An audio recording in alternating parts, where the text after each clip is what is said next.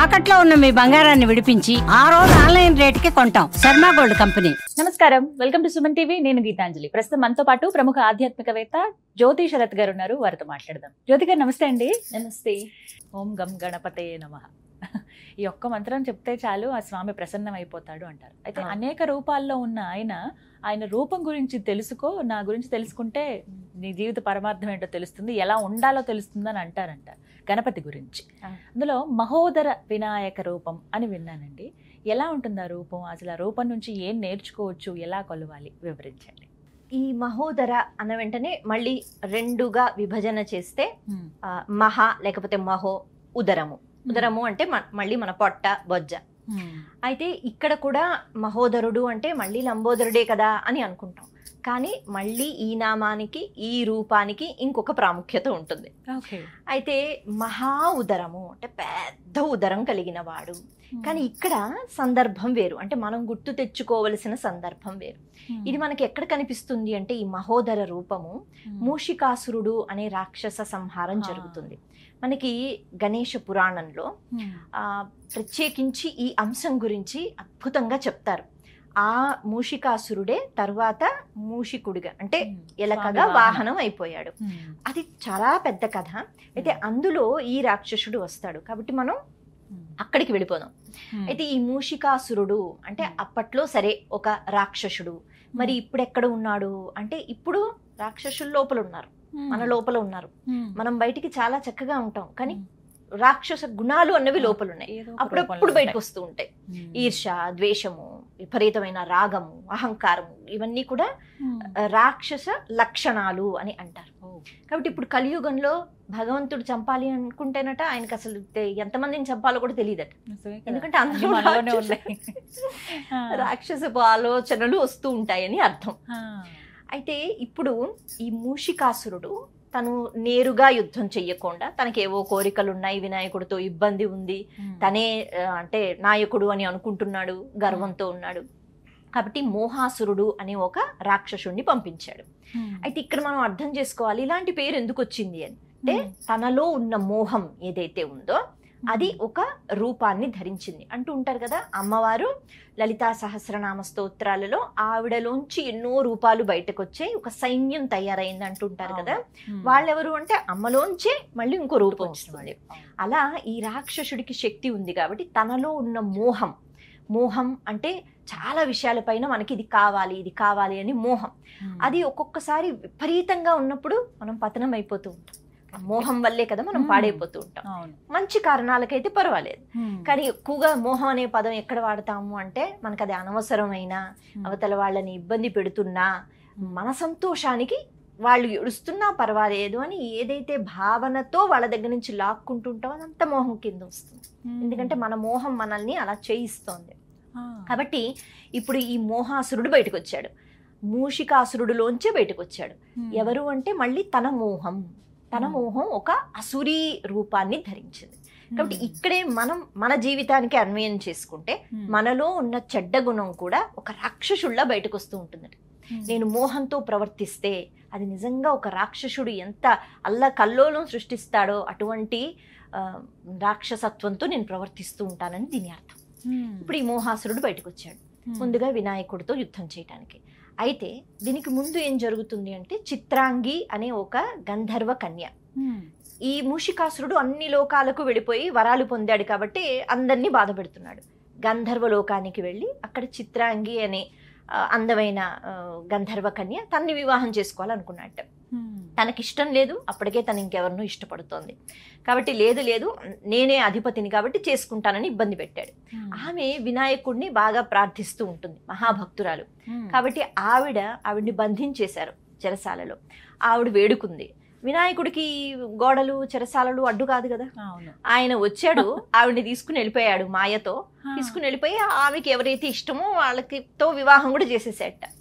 అయితే ఇలా జరిగిన తర్వాత ఇప్పుడు ప్రత్యేకించి కక్ష ఇంకా పెంచుకున్నాడు మూషికాసురుడు.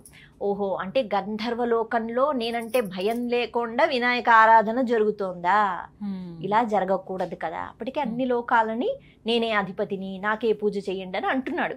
కానీ గంధర్వలోకంలో తన బలం అంత లేదు అని అర్థమైంది. ఎందుకంటే ఆవిడ ప్రార్థించింది కాబట్టి ఈయన వచ్చి తీసుకుని వెళ్ళాడు కదా. ఇంతమంది సైన్యం ఉన్నా కూడా తీసుకుని వెళ్ళాడంటే అక్కడ ఆ లోకంలో ఇంకా భగవంతుడిని ప్రార్థిస్తున్నారు. ఇప్పుడు ఈ మోహాసురుణ్ణి సృష్టించి నీ మోహం ఏదైతే ఉందో అది అక్కడ అందరి వైపు నువ్వు చెయ్యన్నట్ట. మోహాసురుడు వెళ్ళి గంధర్వ లోకాన్ని ఆక్రమించుకున్నాడు. అంటే దీన్ని మనం ఒక మనిషి వెళ్ళాడు ఇంకో మనుషుల్ని అని కాకుండా తత్వాన్ని గ్రహించగలిగాడు. ఇప్పుడు అక్కడ ఉన్న గంధర్వులు అంటే ఎంతైనా మనకన్నా ఉచ్చస్థానంలో ఉంటారు కాబట్టి వాళ్ళు పైలోకంలో ఉన్నారు. వాళ్ళందరికీ మోహం వచ్చేసింది. ఆ మోహం వల్ల ఆకర్షితులైపోయారు. అంటే ఏది అనవసరమో దాన్ని పట్టుకుంటున్నారు, ఏది అవసరమో దాన్ని విడిచిపెట్టేస్తున్నారు. ధర్మం పోయింది, బుద్ధి పోయింది, మోహం అలాగే చేస్తుంది. ఈ మోహాసురుడు ప్రతాపం చూపిస్తున్నాడు. ఇటువంటి సమయంలో గంధర్వలోకం అంతా పాడైపోతుంది. ఇప్పుడు వినాయకుడు అక్కడికి రావాలి.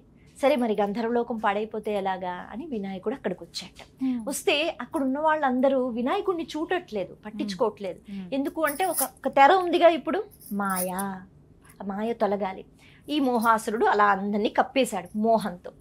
మళ్ళీ మన జీవితానికి అన్వయం చేసుకుంటే మోహంతో ఉన్నప్పుడు ఎవరు ఎన్ని మంచి మాటలు చెప్పినా మనకి ఏం వినపడదు, భగవంతుడు వచ్చి చెప్పినా మనకి కనపడదు. అలాగే వినాయకుడు వచ్చినా ఏం పట్టించుకోవట్లేదట.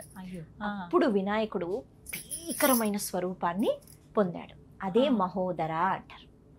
పెద్ద ఆకారాన్ని పొంది మోహాసురుడు అసలు నువ్వేమనుకుంటున్నావు, నేను అందరినీ చూసావా, నా వశం చేసుకున్నాను అన్నట్ట గర్వంతో. ఎందుకు అంటే నా మోహం అటువంటిది అని.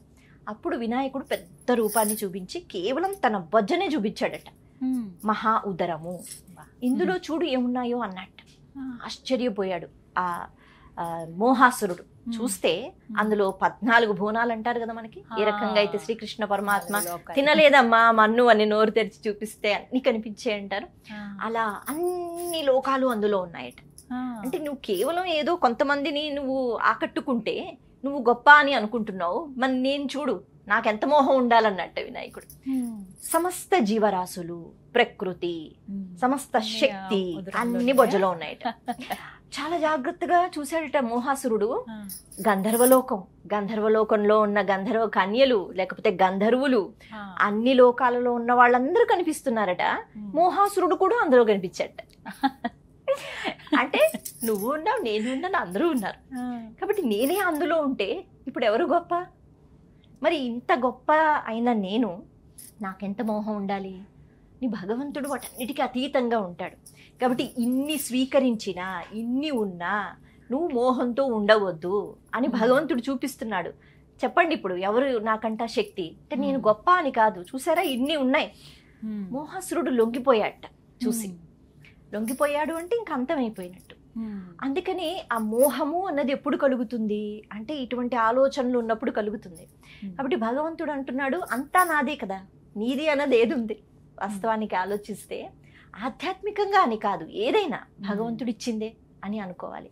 ఎప్పుడైతే అలా అనుకుంటామో మోహం మనల్ని ఇబ్బంది పెట్టదు. కానీ ఎప్పుడైతే అలా అనుకోమో మోహం ఇబ్బంది పెడుతుంది. కాబట్టి ఈ మోహాసురుడి యొక్క శక్తి ఇక్కడ నిర్వీర్యం చేసి వినాయకుడు అన్ని నాలో కనిపిస్తున్నాయని చూపించాడు ఆ రాక్షసుడికి. రాక్షసుడు లొంగిపోయాడు. అది మహోదర. కాబట్టి అలాంటి రూపము అంటే ఈ చిన్ని కథ అందరికీ తెలిసినా తెలియకపోయినా మోహబుద్ధి వద్దు, దాన్ని విడిచిపెట్టండి. సమస్తము భగవంతుడిదే, నీది ఏది కాదు, భగవంతుడిచ్చింది. అటువంటిప్పుడు నీకెందుకు ఏ పదార్థం పైన ఏ పరిస్థితి పైనైనా మోహం అని క్వశ్చన్ మార్క్ చేసుకోవాలన్నమాట. అది మహోదర స్వరూపం మనకి నేర్పిస్తుంది. అలా తలుచుకున్నట్లయితే భగవంతుడా అంతా నువ్వు ఇచ్చిందే, ప్రసాద బుద్ధితో ఉంటాము. అటువంటప్పుడు మోహం తొలగిపోతుంది, మాయ తొలగిపోతుంది, తెర తొలగిపోతుంది. చక్కగా భగవద్ దర్శనం, భగవంతుడిలోనే అన్నీ ఉన్నాయి, అంతటా భగవంతుడు నిండి ఉన్నాడు అనే స్వరూపం మనకి ఈ మహోదర స్వరూపం. చాలా చక్కగా వివరించారండి, ధన్యవాదాలు.